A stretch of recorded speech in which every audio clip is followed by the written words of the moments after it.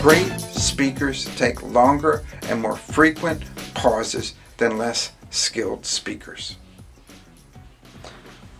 Sir Winston Churchill wrote his speeches on paper folded in half. That made him deliver a line and then pause at the end and deliver his next line. His pages looked like this. If we can stand up to him, all Europe may be freed, and the life of the world may move forward into the broad and sunlit highlands. But most speeches, when they're written out, are dense text. They look like this. Phew. The pauses aren't easily placed, right? I mean, where do you pause, or do you pause at all? Pauses help the listener to understand where the emphasis is. Let's try this from a play. It's called Wasted Talent.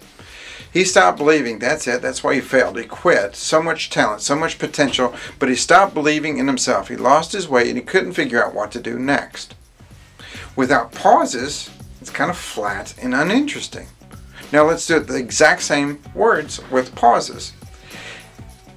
He stopped believing. That's it. That's why he failed. He quit.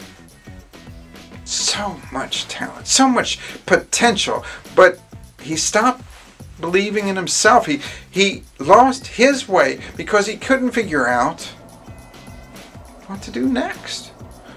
We can underline a word or phrase with a pause. This group pretends to have our best interest at heart. The pause before and after serves to give special emphasis to the word pretend. And proper pauses are critical for humor. Much of the power of humor is the unexpected. For instance, some of my presentations, I will talk about how we have chickens. My wife, I say, wanted 4 chickens and I wanted 0 chickens. So of course we compromised and got 8. That line always gets a good laugh, but the pause is necessary. It is in that pause that the audience predicts what's going to happen next, because a compromise between 4 and 0 is 2, and then when I say 8, they laugh because it was unexpected and because they understand something about my lack of authority within my own house.